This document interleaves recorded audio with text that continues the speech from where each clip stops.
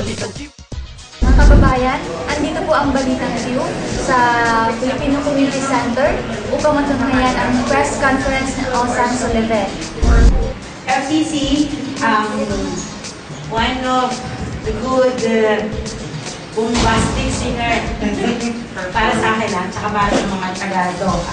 Si Osang Sullivan from X Factor Philippines po. Kasama po si Miss Celia Jacob from Doha Events Factory and si Sir Ronald Abar from the World Championship of Performing Arts or WCOPA Doha, Qatar po. Good evening po. Ako po si Fritzy mula sa Balitang Q.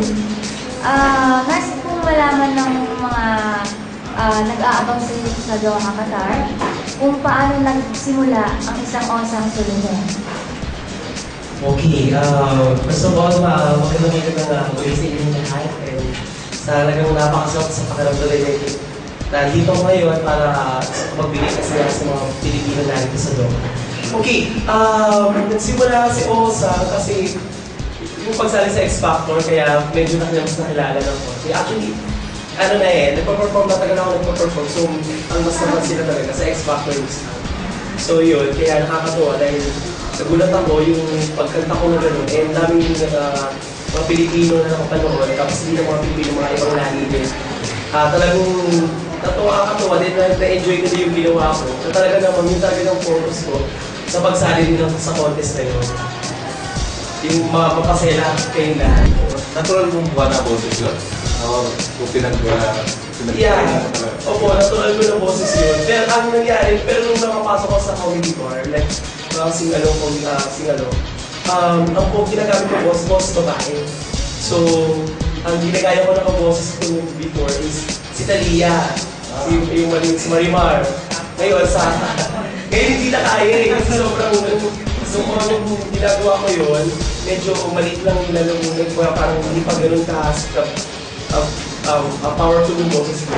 So, nung nag-try ako mag-lalaki, so hindi siya gawang tumatagal, mas lalo nung ginagamit, lalo nag-click yung mga ganun ka na lasing patawa, medyo nagkaroon ng masin yung lalamunan ko. So, nawala yung pambabae. So, namili ako, sabi ko, okay, sige, yung i-give up ko na yung pang-girl na boses, yung sagay na lang. Para at least medyo may mas kakaiba. Ayun, so yung Marimar na wala, naging pulgoso na. Opo. Ano po yung ma-expect namin ngayong second season ng Oktoberfest? Basically, gusto talaga namin sa Oktoberfest is maging annual music festival siya for the Filipinos. At ngayon, ang siguro may dadagdag namin dito is yung WCOPA, World Championship of Performing Arts, na sasabihin din ni Derek Ronald sa inyo, yung Road to Hollywood natin para sa mga expatriates. Siguro ang pinaka-masasabi ko lang na dagdag pa rito is mas dadami ang mga kasama nating mga negosyanteng Pilipino na pwede nyo pangpiliin ang kanilang mga produkto at serbisyo. Plus, andito po ang napakagaling na si Osang Sullivan. Actually, last year pa namin talaga kinakausap or yung dream namin na madala siya dito because kumbaga, fan kami sa mga YouTube uploads niya, sa mga sa comedy bars. Pero sabi nga namin, Oktoberfest is the best place para ilagay si Osang kasi andun ang mga banda at gusto namin ipakita na ibang klase talaga ang Pilipino pagdating sa performance.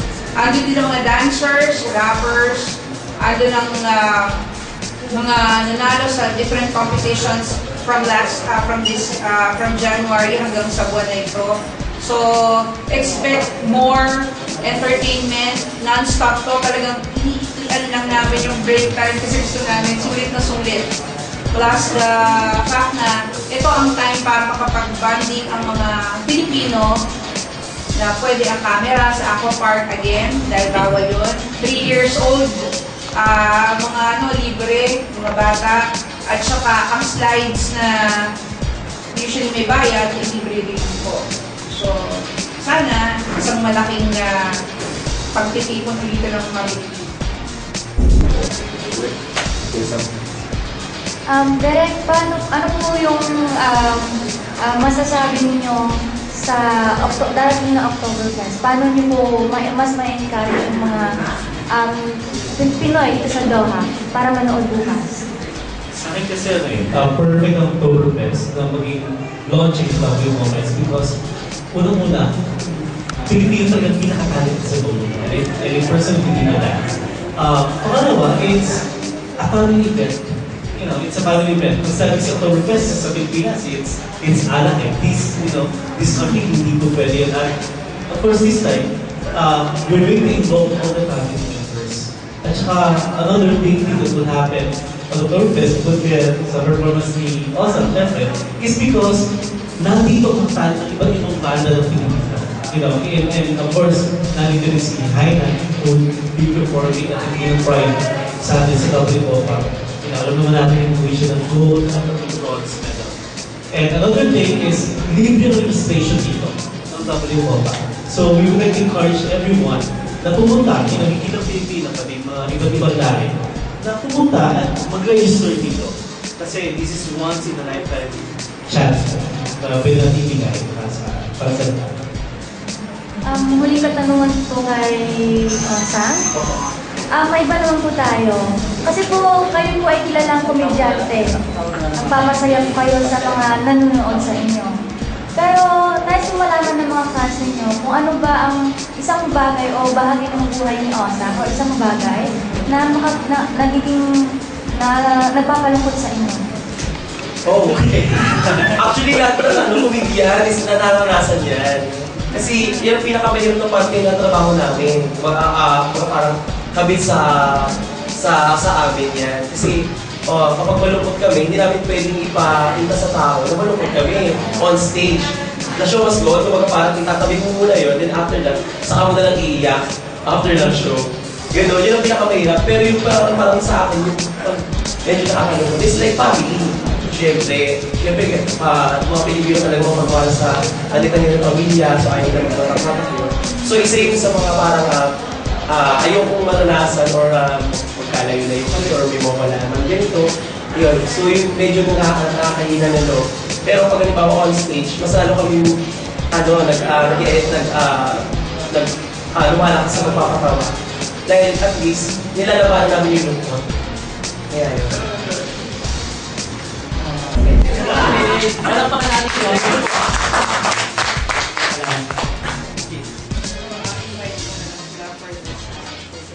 Okay po. Nako talaga, ito yung first time ko na pupunta sa Qatar. So sana po, iliipitan namin kilala ng mga Pilipino, pakita natin sa buong mundo na talagang pag sinabing performer ako, lalo Pinoy yung perform, is talagang kailangan sumuporta tayo at ipagmalaki natin na talagang napaka-talented at kaya natin lahat na umarap sa panglain, makapagsabayan sa kanila. Kaya sana po, ipagpita namin kayo at bibigyan kasiyahan kami sa inyo bukas sa Aqua Park po, kaya sana makita-kita mo tayo. God bless ko sa inyo guys. Kita-kits, yo!